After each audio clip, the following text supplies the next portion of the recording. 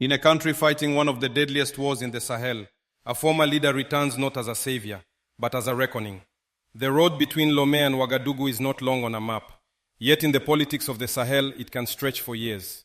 For more than 3 years, Paul-Henri Sandaogo Damiba lived in exile in Togo, a former head of state displaced by force, carrying with him the unresolved weight of a broken transition. He had seized power briefly, then lost it just as abruptly in October 2022, pushed aside by another rupture inside a nation already bleeding from war. For a long time, his presence in Togo existed in a grey zone, tolerated, watched, debated, but untouched. Then suddenly, the silence broke. In January 2026, reports emerged that Damiba had been arrested on Togolese soil and sent back to Ouagadougou. No dramatic images, no public handcuffs, just a quiet transfer that immediately ignited a regional storm. Was this an expulsion, or was it an extradition? The distinction matters, not only legally, but symbolically. According to the accounts discussed in the broadcast, Togolese judicial authorities had held a hearing at the Court of Appeal on the Friday preceding the transfer. The court did not issue a ruling in the classic sense. Instead, it delivered what is known in extradition procedures as an opinion, a legal assessment that enables but does not force the executive to act. The final decision, as always in such cases, remained political.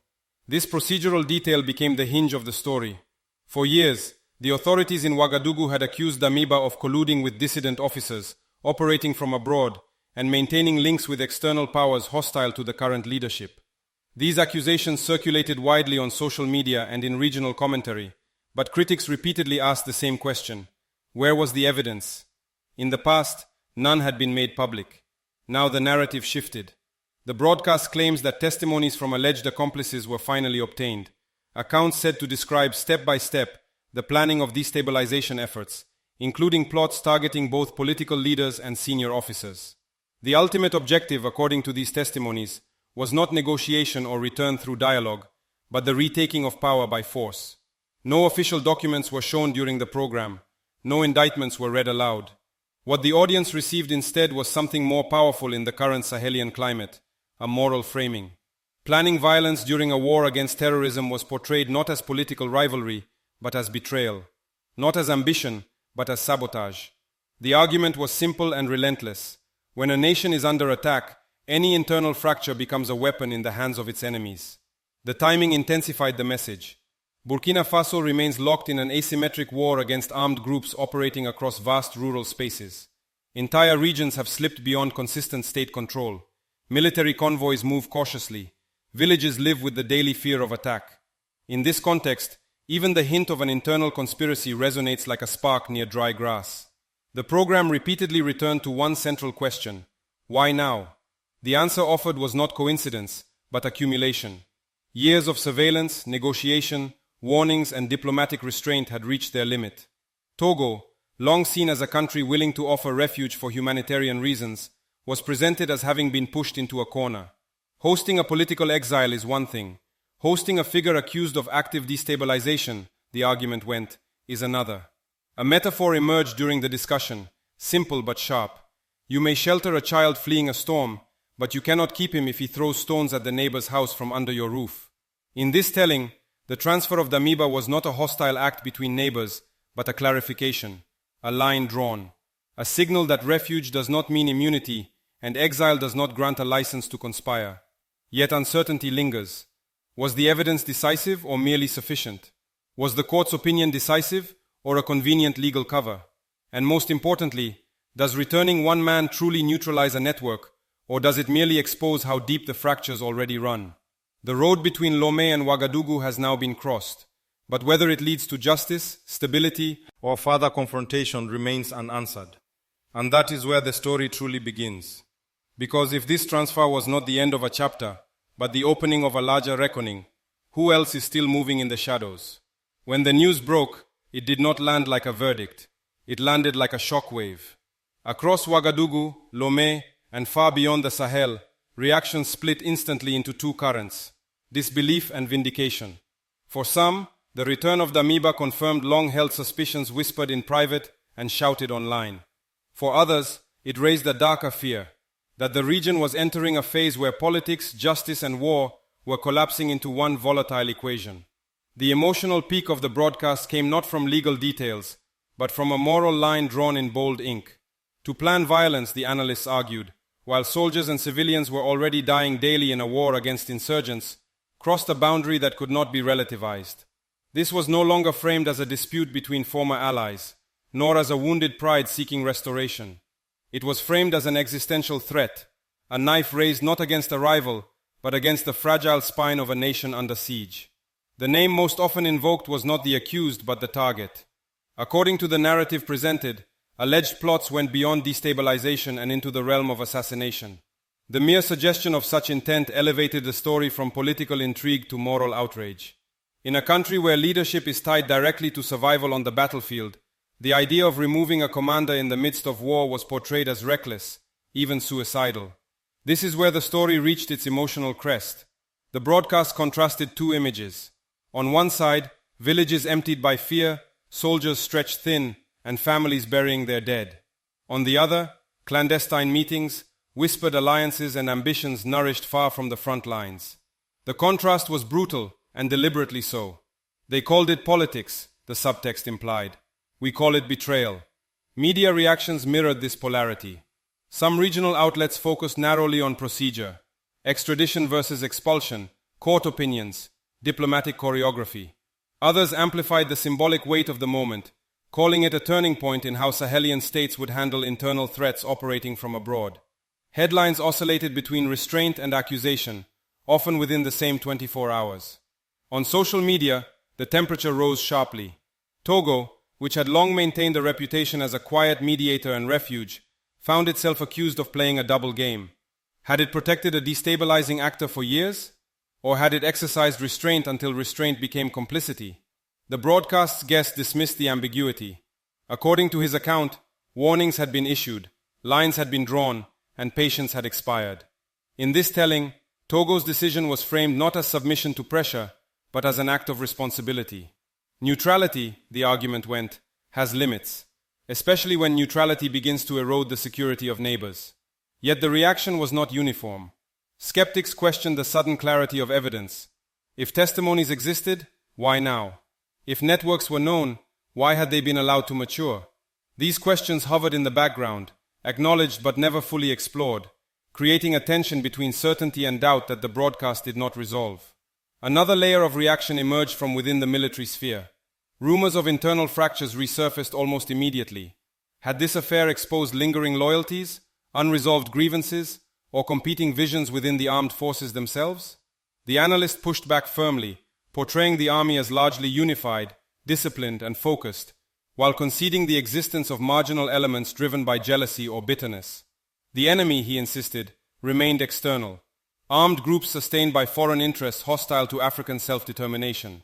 This framing shifted the crescendo from an internal drama to a geopolitical indictment. Western powers were accused, not through direct evidence, but through a familiar Sahelian narrative, of profiting from instability, of feeding insurgency indirectly, and of fearing a domino effect should Sahelian states reclaim full sovereignty. Whether or not this claim withstands scrutiny, its emotional power is undeniable. It offers a simple explanation for a complex war. Instability is not accidental. It is managed. By the end of the segment, the audience was no longer asked to judge a man. They were asked to choose a side. Service versus ambition. Unity versus ego. War for survival versus politics as usual. And yet, beneath the certainty, one unresolved tension remained. If justice is real, it must be seen. If guilt is proven, it must withstand scrutiny. And if innocence exists, it must be allowed to speak. The broadcast concluded this phase by asserting confidence in a forthcoming trial, calling for fairness while simultaneously affirming the seriousness of the accusations. It was a delicate balancing act, one that revealed just how thin the line had become between reassurance and mobilization. The crescendo had been reached, but the consequences were only beginning to unfold. Because once a nation decides that silence is no longer an option, the next question is unavoidable. What price will truth demand from its people? When a former head of state is brought back under accusation, the consequences do not stop at courtrooms. They ripple outward, into markets, villages, barracks, and living rooms where fear and hope already coexist uneasily. For ordinary citizens, the affair landed on ground that was already cracked. Burkina Faso has lived for years under the pressure of an asymmetric war, that blurs the line between frontline and home. Farmers abandon fields before harvest. Traders travel only in convoys. Schools close not because of budgets, but because teachers and children alike fear the road. In this environment, security is not an abstract concept. It is the difference between planting and fleeing, between staying and surviving. The return of Damiba intensified an existing anxiety, the sense that the enemy is not only at the periphery, but may also operate from within. For many civilians, the story reinforced a grim conviction that instability is prolonged not merely by armed groups in the bush, but by hidden hands closer to the center. The idea that plots could be coordinated from exile fed a narrative of siege, where the nation feels surrounded by visible attackers and invisible conspirators. This perception carries consequences. Communities already traumatized by violence become more suspicious, more polarized. Accusations spread faster than evidence. Trust, already fragile, thins further. In such conditions, even calls for vigilance can slide into fear-driven judgment, especially in areas where the state's presence is intermittent and protection uneven. The political consequences are just as complex. For the authorities, the transfer of Damiba was framed as a necessary act of containment, a way to seal a breach before it widened. It sent a clear message that the era of tolerated ambiguity was over. In a time of war, neutrality toward alleged destabilization would no longer be acceptable. This message resonated strongly with a population exhausted by insecurity. Public discourse increasingly favors firmness over dialogue, action over patience. The idea of reconciliation, once central to post-coup narratives, now competes with a harsher logic. Survival first, justice later. For many, this is not ideological, it is visceral. Within the armed forces, the implications cut deeper. The war has elevated the military to the center of national life. Soldiers are not distant figures, they are sons, daughters, neighbors. Losses are felt collectively. Against this backdrop, any suggestion of internal complicity strikes at the heart of cohesion. Analysts in the broadcast downplayed the existence of deep fractures, portraying the army as largely unified and focused. Yet even this reassurance acknowledges a truth. Unity must be constantly defended. In prolonged conflict, discipline is tested not only by bullets, but by rumors, grievances, and fatigue. The Damiba affair thus becomes more than a legal process. It becomes a loyalty test. Who stands unequivocally with the war effort? Who hesitates? And who benefits from hesitation? Politically, this moment strengthens the legitimacy of a leadership that presents itself as the guardian of national survival. The narrative is straightforward. The state is rebuilding itself under fire, and any attempt to destabilize that process is an attack on the people themselves. In this framing, Ibrahim Traoré appears not simply as a ruler, but as a symbol of continuity in chaos, a figure around whom expectations of order, security, and dignity have coalesced. Support for the leadership is therefore less about ideology and more about perceived necessity. Yet such consolidation carries risks. When political authority draws its strength primarily from security imperatives, space for dissent narrows. Critics risk being conflated with enemies. Questions risk being interpreted as sabotage. Over time, this can erode the very social fabric that security measures aim to protect. The civilian cost of this tension is subtle but real. People learn to speak carefully, to listen more than they talk, to measure words against consequences. At the same time, there is hope, cautious, restrained, but persistent. Many citizens view the removal of a destabilizing figure as a chance to focus finally on the essentials. Restoring access to land, reopening schools, securing roads, and rebuilding trust between the state and communities. The belief is simple. Fewer shadows mean clearer paths forward. But belief alone cannot end a war. The Damiba case has raised expectations that justice will be visible, fair, and decisive. A trial perceived as opaque or politicized would deepen cynicism rather than restore confidence. Conversely, a process seen as credible could mark a rare moment of institutional strength in a region weary of impunity. This is the crossroads. If handled well, the affair could reinforce social cohesion and political stability by demonstrating that accountability exists even at the highest levels. If mishandled, it could inflame suspicion, entrench fear, and harden divisions already etched by years of violence. The consequences then are not fixed. They are being shaped in real time, by courts, by leaders, and by the silent calculations of ordinary people deciding whether to trust, to endure, or to withdraw. Because the fate of one man may soon give way to a larger question: how the world beyond the borders chooses to respond to a nation redefining its own rules. No security crisis in the Sahel exists in isolation. Borders may be drawn on maps, but instability travels lightly, across deserts, through markets, and into diplomatic chambers far from the front lines. The return of Damiba immediately reframed the conversation beyond national boundaries. What appeared at first glance as a domestic security measure quickly became a regional signal, scrutinized by neighboring states, continental organizations, and global powers with long-standing interests in West Africa. African institutions responded with caution. The African Union and ECOWAS, both already navigating strained relations with several Sahelian governments, maintained a studied restraint. No urgent communiques, no dramatic condemnations. Their silence reflected a delicate balancing act, acknowledging state sovereignty while avoiding endorsement of actions that could later be questioned on legal or political grounds. This restraint was not neutrality, it was calculation. For years, regional bodies have struggled to reconcile two competing realities: the urgency of security and the norms of constitutional order. In a context where coups, transitions, and counter-terrorism operations overlap, every precedent matters. The Damiba case added another layer to this uneasy equation. Beyond the continent, the reaction was shaped less by statements and more by narratives. Western media largely framed the event through familiar lenses: instability, military rule, and the risks of authoritarian consolidation. Legal terminology dominated coverage, with emphasis on due process, extradition norms, and the rights of the accused. Yet beneath this procedural focus lay a deeper concern: predictability. For external partners, the Sahel has long been viewed as both a security buffer and a resource corridor. Persistent conflict threatens not only local populations, but broader strategic calculations. A region asserting tighter control over its internal threats disrupts established assumptions about influence, mediation, and leverage. It is within this context that the case resonates beyond one individual. Burkina Faso sits at the center of a shifting geopolitical landscape where alliances are being reconsidered and old dependencies openly challenged. The message implied by the transfer was not subtle. Political exile will no longer function as a shield against accountability, and neighboring states will be expected to take clearer positions. For some observers, this signals maturation. African states resolving African crises through their own mechanisms. For others, it raises alarms about the erosion of safeguards in environments where power is already concentrated. The role of the United States and the European Union has been notably indirect. Rather than public condemnation or endorsement, their engagement has remained embedded in broader discourses on regional stability, counter-terrorism cooperation, and human rights monitoring. This distance reflects both caution and uncertainty.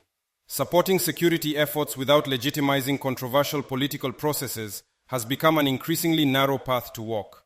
At the heart of these international reactions lies a shared question: does this moment represent the consolidation of sovereignty or the normalization of exceptional measures justified by war? The answer matters not only for diplomats, but for neighboring governments watching closely.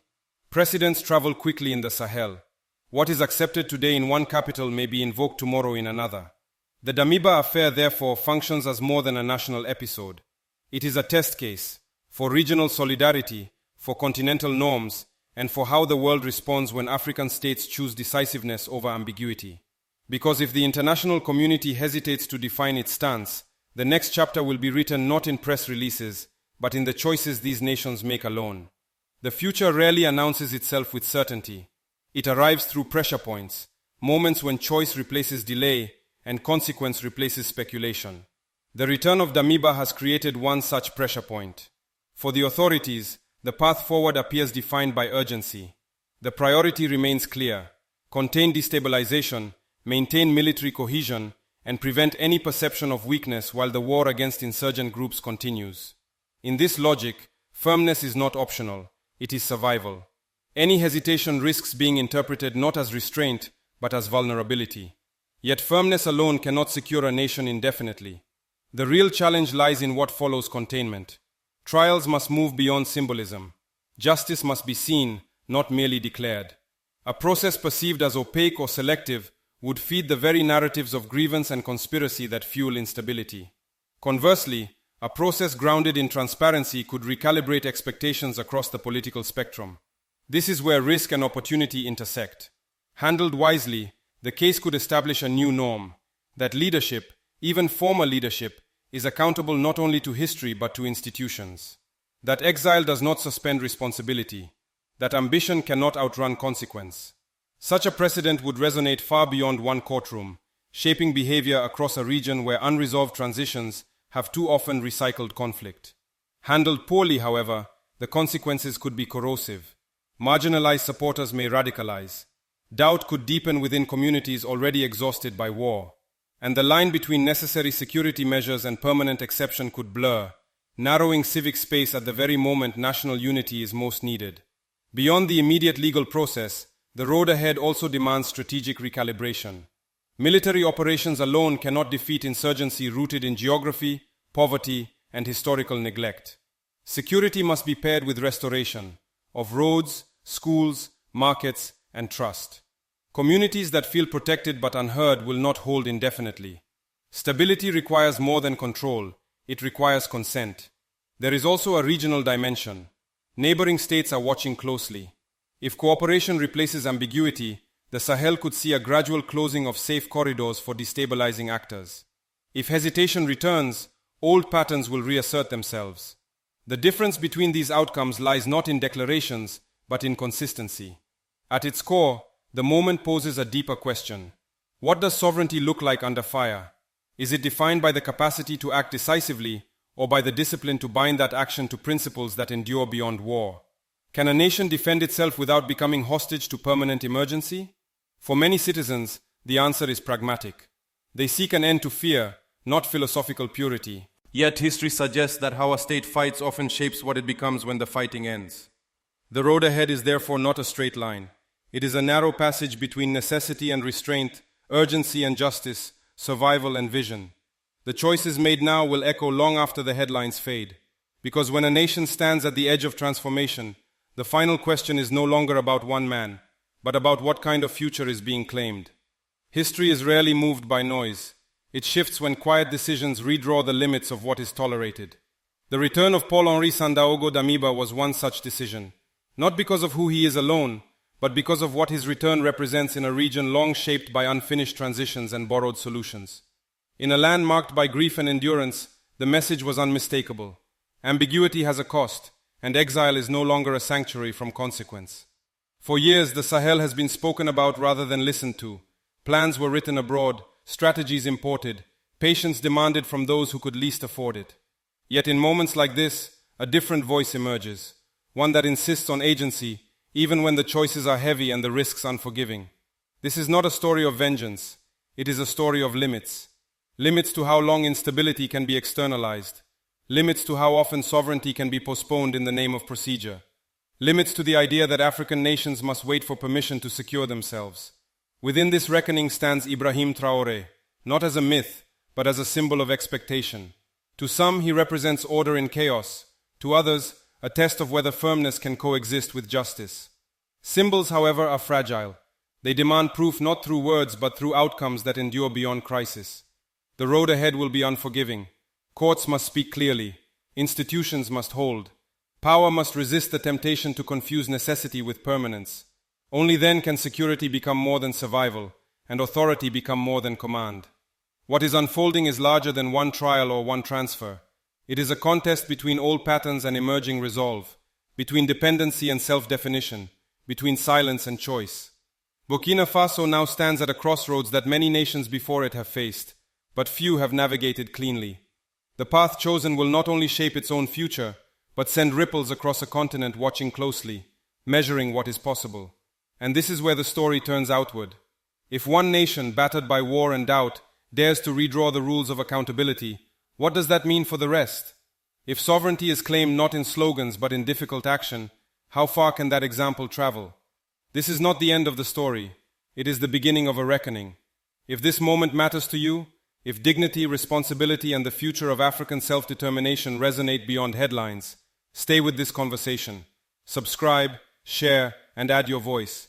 Because history does not move alone. It moves when people choose to walk with it. And as the dust settles, one truth remains clear. The choices made now will define not only leaders like Ibrahim Traoré, but the generations that inherit what comes next.